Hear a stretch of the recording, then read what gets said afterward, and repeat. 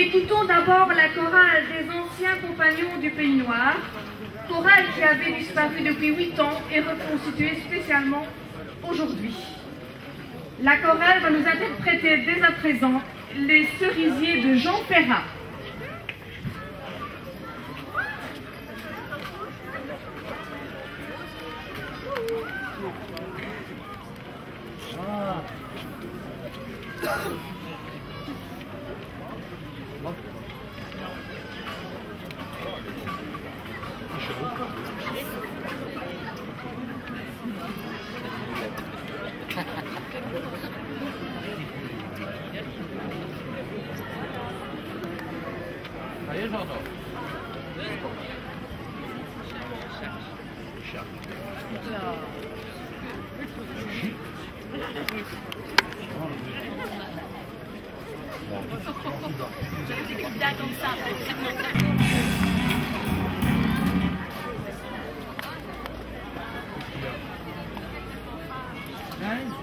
Je n'entends rien.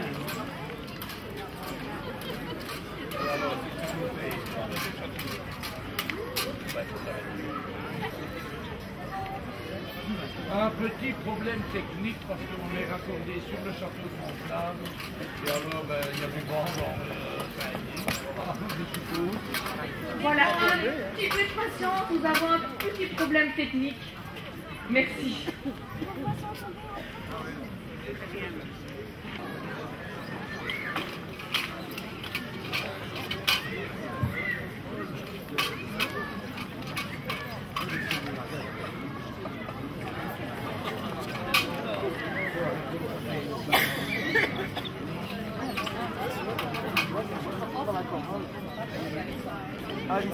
Bonjour, il faut que tu fasses quelque chose avec ta voix. Allez, Raminette. Allez, même Raminette.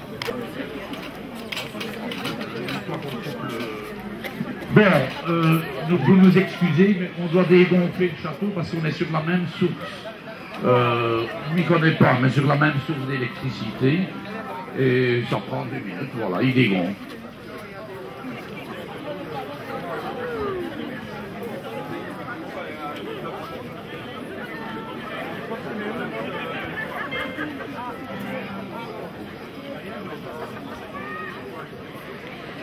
Merci beaucoup pour votre patience. En attendant, je vous laisse admirer notre magnifique elfe des parcs.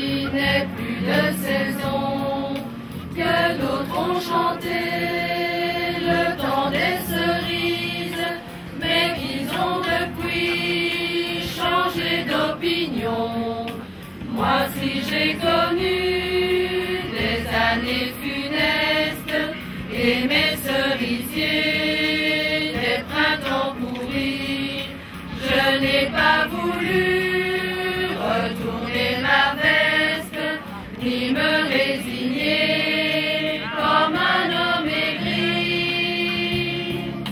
À qu'il vienne au moins le temps des cerises, avant de claquer sur mon tambourin, avant que j'ai dû boucler mes valises et qu'on m'ait poussé dans le dernier train.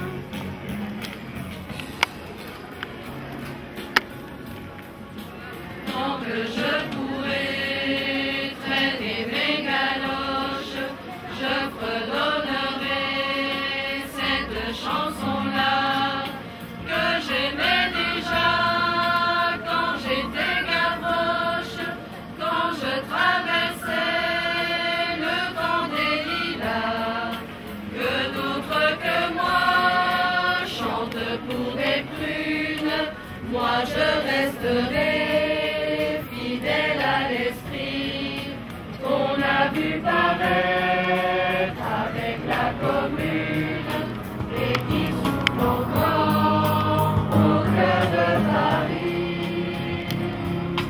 À qui vienne au moins le temps des cerises, avant de claquer sur mon tambourin, avant que j'ai pu boucler mes valises et qu'on m'ait poussé dans le dernier train.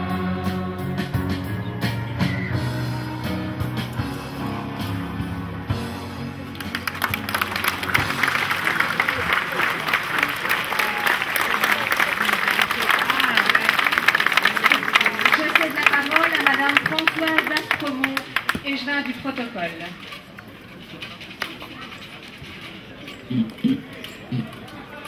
Monsieur le vicaire épiscopal, Monsieur le député, Messieurs les doyens, Mesdames et Messieurs les membres du collège, du conseil communal, Madame la conseillère provinciale, Monsieur l'échevin honoraire, Monsieur le président du comité d'initiative, Monsieur Delahaye, grâce à qui nous avons pu réaliser cet après-midi festive, Monsieur et Madame frères et sœurs d'Héliot-Yvan, Mesdames et Messieurs, en vos titres et qualités, avant toute chose, je voudrais que vous sachiez à quel point je suis heureuse et émue d'être ici parmi vous, dans ce lieu si cher aux Denrémois et un lieu cher à mon cœur aussi. J'aurai l'occasion d'y revenir très brièvement tout à l'heure. La volonté d'honorer l'homme d'exception que fut Héliot-Yvan s'est très tôt manifestée parmi la population d'Ancremy et alentours, tout milieu et tout courant d'opinion confondus. Les demandes de donner son nom à une rue au voisinage de cette église qu'il tenait à appeler centre cultuel ont afflué à mon cabinet. L'adoption d'un plan général pour éliminer les doublons nés de la fusion des communes a provoqué une multiplication de ces demandes. La présence de la rue Paul Pasture, toute proche, rue dans laquelle Héliot-Yvan avait habité, dans la liste des voiries à renommer, était la solution toute trouvée. Il ne fallait donc pas aller chercher ailleurs l'emplacement de la future rue Héliot-Yvan. L'argument était solide. Malheureusement, la Commission royale de toponymie et de dialectologie, à laquelle toute proposition de nom doit obligatoirement être soumise, stipule aujourd'hui qu'un délai de 50 ans doit intervenir entre le décès d'une personne et la possibilité d'attribuer son nom à une voirie. La déception était immense, j'en conviens, mais c'était sans compter sur l'opiniâtreté des nombreux amis d'Héliot-Yvan. Denrémois de souche ou d'adoption, membres des paroisses de Dampremy et de Laude-Linsart, mouvement associatif, partenaires des différents projets qu'il contribua à mettre sur pied, laïcs, tous avaient reconnu en lui un grand homme ou un frère. Tous exprimèrent des regrets, tels que la Commission royale elle-même fut tentée, eu égard à la personnalité hors norme d'Héliot-Yvan, d'outrepasser cette règle des 50 ans qu'elle est pourtant chargée d'appliquer, mais décemment, elle ne pouvait se contredire. Il n'empêche, de nouvelles demandes d'attribuer son nom à une voirie continuèrent à nous parvenir. Mes services, et principalement mon fidèle attaché de cabinet, M. Aumont, qui est parmi nous cet après-midi, devaient trouver la solution. Et la voici. Puisque le parc n'est pas une voirie, qu'il ne compte pas d'habitants, il restait possible d'attribuer au parc entourant l'ancienne maison communale, tout proche de l'église, centre de la vie d'Andrémoise, le nom de celui auquel toute une population voulait rendre hommage. Au fond, c'est le plus beau choix que nous pouvions faire, au cœur même de Dampremy, dans un environnement remarquable, celui-là même qu'Élio Yvan avait sous les yeux chaque jour, entourant ce petit château aujourd'hui rénové, remarquablement rénové, et qui fut pendant des années le cadre enchanteur quand j'ai dirigé le service du protocole aux côtés de M. Renard, et ce parc mérite toute notre attention. Il sera aussi ce que vous en ferez, que ce lieu, à l'instar de celui dont il porte maintenant le nom, soit placé sous le signe de la fraternité et de la solidarité. Je vous remercie, et avant de procéder à la série de dévoilement de la plaque, je vous inviterai aussi, tout à l'heure, après avoir dévoilé cette plaque, à découvrir l'exposition qui a été montée par Jean-Paul Delahaye, président du comité d'initiative. Cela vous permettra d'apprécier les travaux de rénovation du château. Cette exposition retracera l'histoire de Dampremy et vous remettra en mémoire les moments forts de cette belle commune, tandis qu'une seconde exposition retraçant la vie d'Élio Yvan est à voir et à apprécier à l'église de l'autre côté du parc. Enfin, pour conclure, j'adresserai un message d'amitié à mes anciens collègues qui sont là présents, en rappelant les excellents souvenirs d'une collaboration et d'une jeunesse que nous avons passée en ces murs. Merci à eux d'être revenus en ces lieux. Et ponctués par les chants, entourés par la chorale de Jean-Paul Delahaye, nous terminerons tout à l'heure, après tous les discours, par le vin d'honneur qui vous sera servi par le service du protocole, sous le regard attentif et hautain, oserais-je dire, de l'échassier azalé fait des parcs.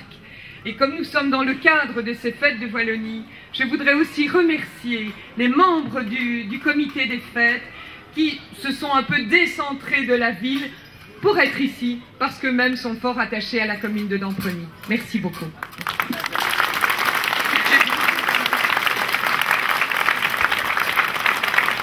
Écoutons maintenant l'amitié de Jean-Claude Gianada.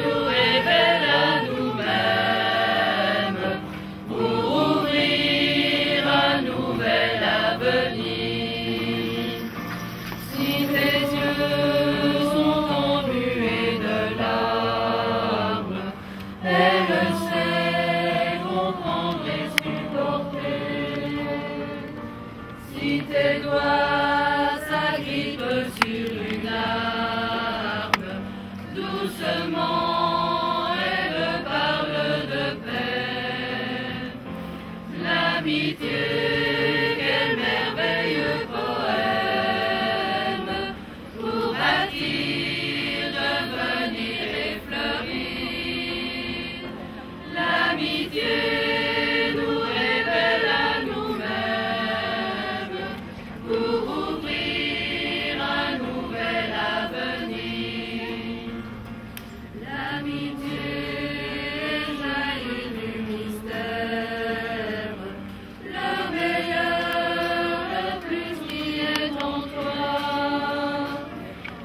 L'amitié, source de lumière, enfoui au plus profond de toi. L'amitié, quel merveilleux poème pour bâtir, devenir et fleurir. L'amitié nous révèle à nous-mêmes pour ouvrir un nouvel avenir.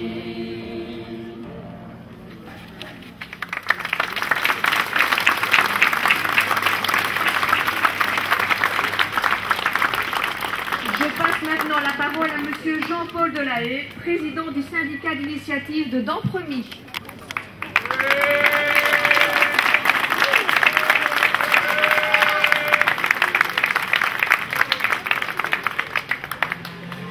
Généralement, quand on donne le nom d'un personnage à une rue, à un édifice, à un endroit particulier, c'est pour souligner le caractère extraordinaire de son œuvre, de sa vie. Eh bien, une fois encore, à Dampremy, nous allons à contre-courant. Nous baptisons ce parc du nom de quelqu'un qui finalement n'a rien fait d'extraordinaire. Alors, pourquoi vouloir garder la mémoire d'un homme aussi humble, je dirais presque effacé, que l'a été Elio? Peut-être que les générations futures demanderont, mais qu'a fait cet homme de si exceptionnel pour qu'on ait donné un jour son nom à cet endroit? Était-il un savant, un grand homme politique, un écrivain marquant, un sportif de haut niveau? Qu'a-t-il fait de si remarquable, de si sensationnel? Et il faudra répondre, rien. Rien. Il a simplement vécu sa vie d'homme, de prêtre, et il l'a vécu avec conviction, avec, osons le dire, avec foi. Foi en Dieu, bien sûr, mais foi en l'homme, foi en la justice, en une société meilleure, ouverte et tolérante.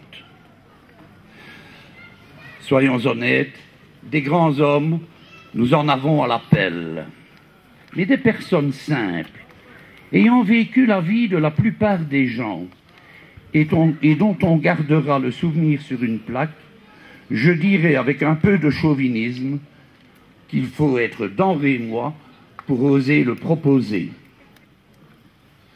Le nom d'Elio restera marqué sur cette plaque que nous allons découvrir tantôt pour rappeler combien le plus petit, le plus humble des humains est important, combien chaque personne est essentielle et irremplaçable. La vie d'Elio, ce fut cela, attentive aux plus démunis, aux plus pauvres, travaillant inlassablement à faire en sorte que chacun soit reconnu comme une valeur. Je ne vais pas rappeler toute la vie de cet homme extraordinaire dans sa simplicité, voire dans son humilité. Juste rappeler qu'il fut un compagnon et un ami intime de l'abbé Pierre. Et quand on a dit cela, on sait quel devait être son programme de vie. Il n'est pas inutile non plus de rappeler qu'il fut cheville ouvrière et à la base du site d'économie sociale de Monceau-Fontaine. Quelque chose à faire, le Germoir, promotion et famille, l'école des devoirs à Marchienne, mais aussi les paroisses où il a exercé. Voilà les terrains sur lesquels Elio a œuvré.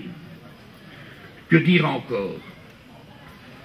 Elio n'a pas été un prêtre ouvrier. Je dirais, il a été un ouvrier prêtre.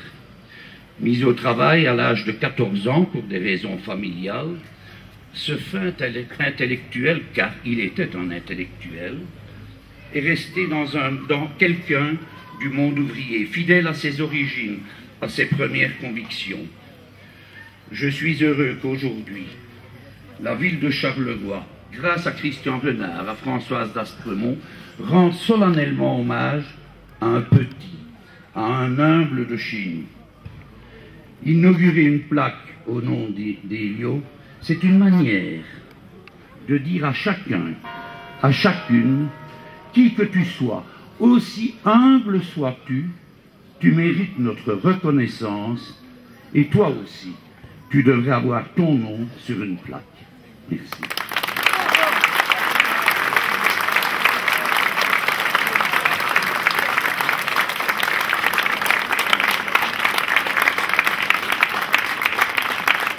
Écoutons à présent Toi l'inconnu de Jean-Claude Cliquers.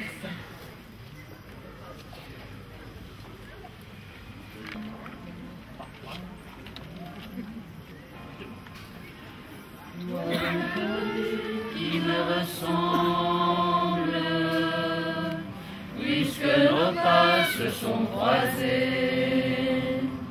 Pourquoi n'irions-nous pas ensemble sur les chemins de l'amitié, sur les chemins de liberté?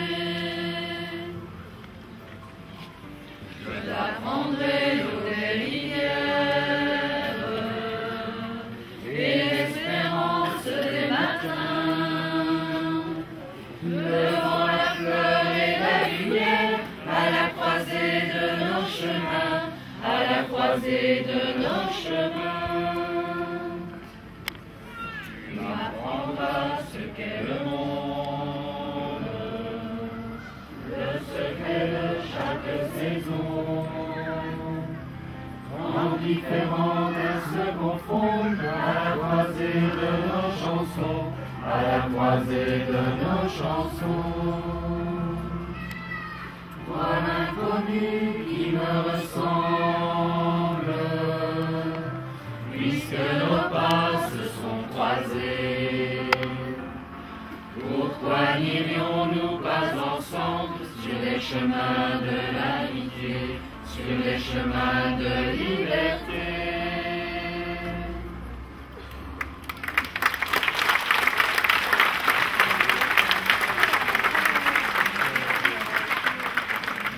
Je cède la parole à Monsieur Christian Renard, conseiller communal et échevin honoraire de Dompremy.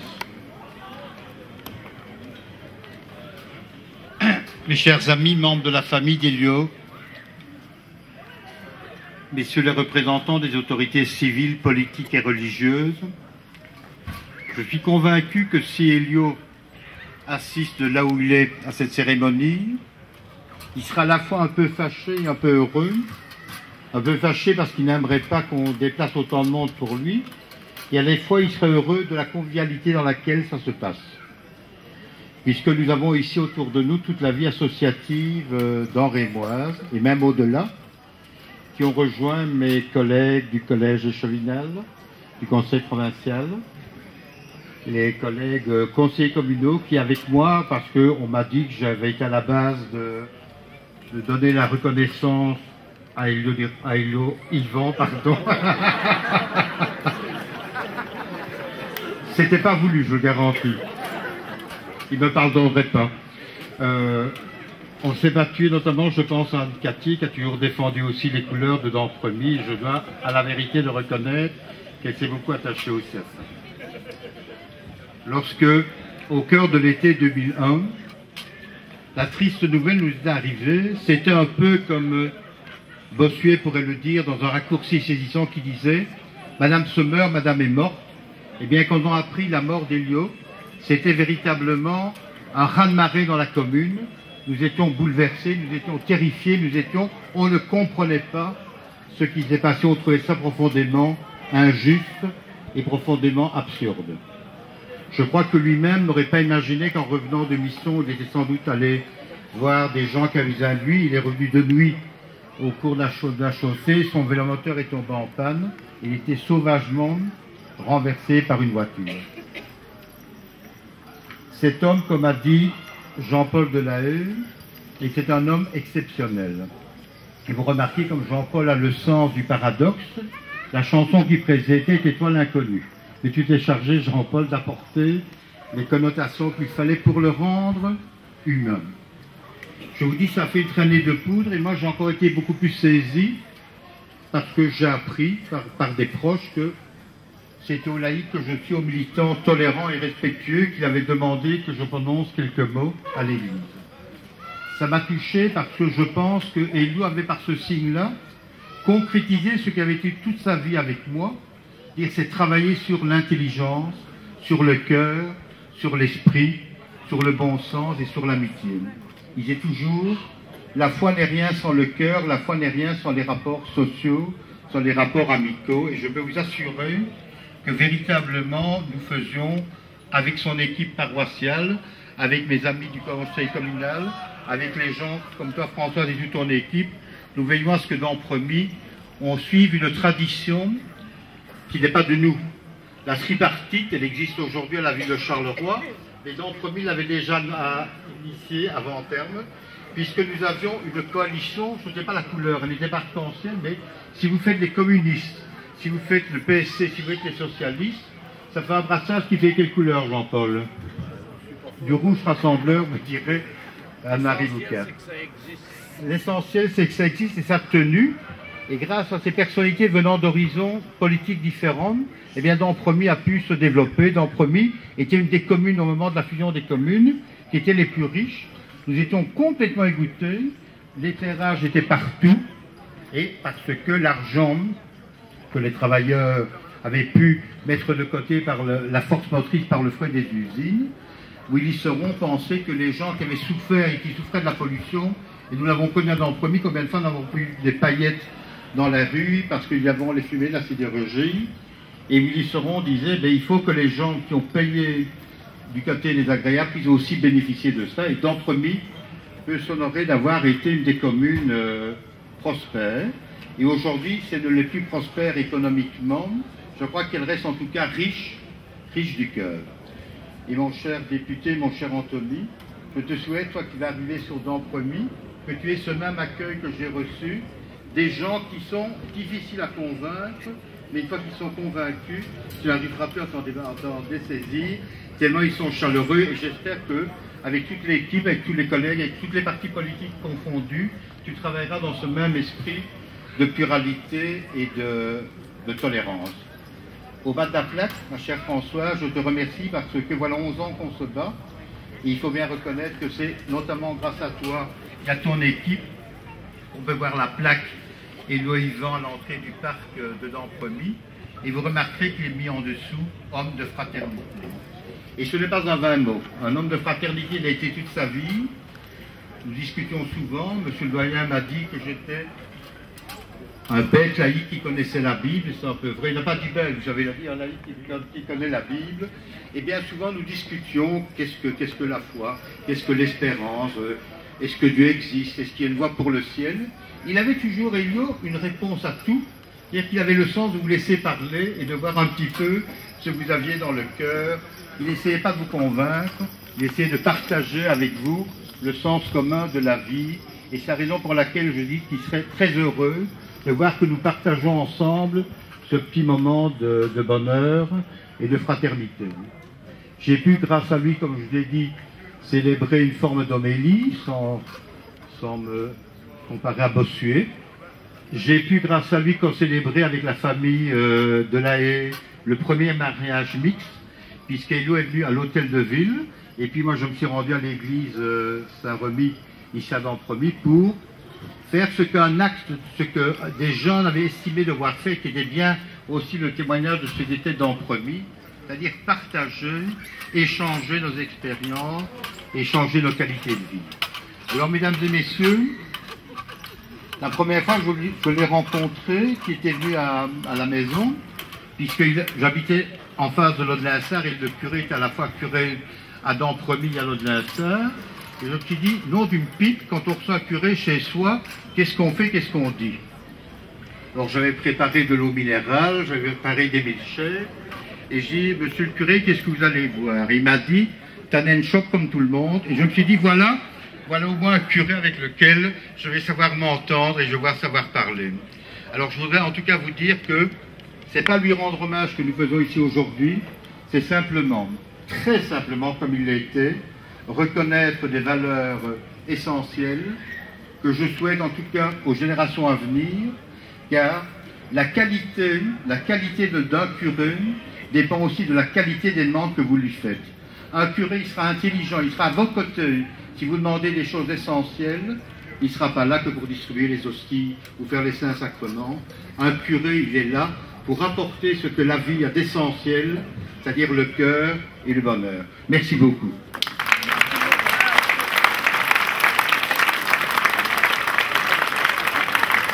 Écoutons maintenant les corons de Pierre Bachelet.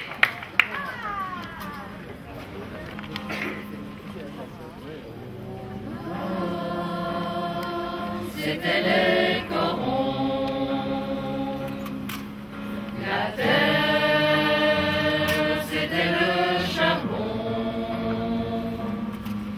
le ciel, c'était l'horizon, les hommes, les mineurs de fond,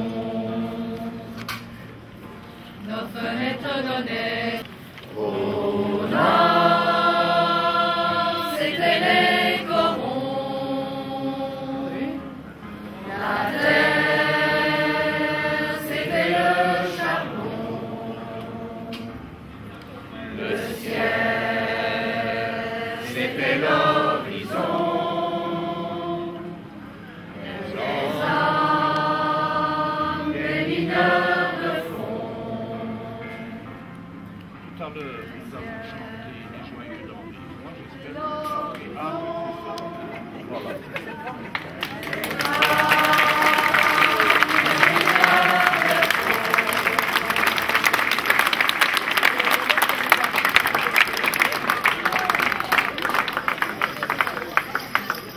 Nous allons, Yvan qui se trouve à l'entrée du parc. Je demanderai pour cela à la famille de Yvan Elvio de se mettre en tête de cortège également. Merci.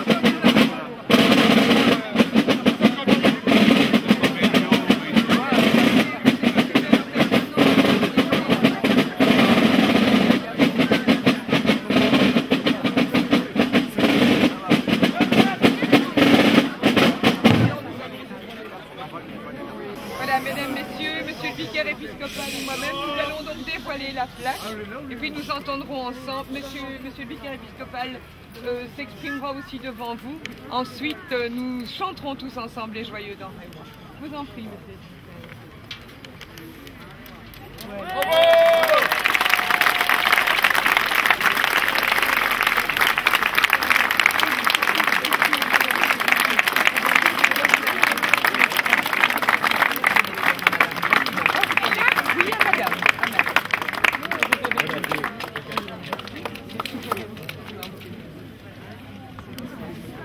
Voilà, au nom de notre évêque, je suis heureux de partager avec vous ce moment de reconnaissance à l'égard de quelqu'un qui a vécu avec vous et que vous avez gardé dans votre cœur pendant toutes ces années. Vous avez combattu ensemble, collaboré pour obtenir ce jour le dévoilement de cette plaque commémorative. Dévoiler ainsi une plaque commémorative qui porte le nom de quelqu'un que vous aimez, c'est manifester tous ensemble que vous voulez poursuivre ce qu'il a lui-même accompli dans la modestie, dans la simplicité, tous les jours. Et je suis heureux donc aujourd'hui de partager ce moment de joie avec toute la population de Dampremy et même plus largement de Charleroi, parce que je sais que le cœur de toute cette population est un cœur qui sait aimer, aimer dans la simplicité au quotidien. Que l'esprit d'Élio Yvan continue à habiter vos cœurs et qu'ainsi vous puissiez découvrir la joie et la paix que procure l'amitié, la fraternité, comme nous l'avons indiqué ici, Élio Yvan, homme de fraternité.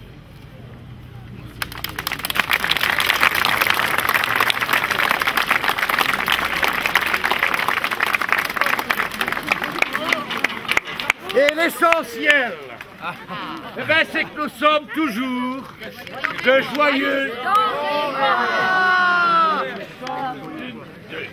Nous sommes de joyeux dans les mois. Je regarde ceux qui chantent et ceux qui ne chantent pas. Hein. Chaque place, dans chaque rue, chaque ruelle, dans la poussière, même sans soleil, la vie est belle. Nous sommes les joyeux dans les mois, du pas là-haut, comme au sous de la planche au quartier du sang, parmi nous, c'est le paradis. On a chanté les gars de la marine, on a chanté les gars de tout pays. Mais aujourd'hui, que plus rien nous chagrine, on va chanter les gars de Dampremy, car Dampremy n'est pas moins belle. Où l'on sait s'amuser, laisse chez nous, nous n'avons pas d'iode, ni de sapin pour nous régénérer. Mais nous avons bien mieux que ça, nous sommes de joyeux dans les mois, nous sommes de joyeux dans les mois. Chez nous, on nage dans la joie, sur chaque place, dans chaque rue, chaque ruelle. Dans la poussière, même sans soleil, la vie est belle. Nous sommes de joyeux dans les mois, du mal là-haut, comme Moscou, de la planche au quartier du sang. Dampremy pour nous, c'est le paradis. Dampremy pour nous, c'est le paradis.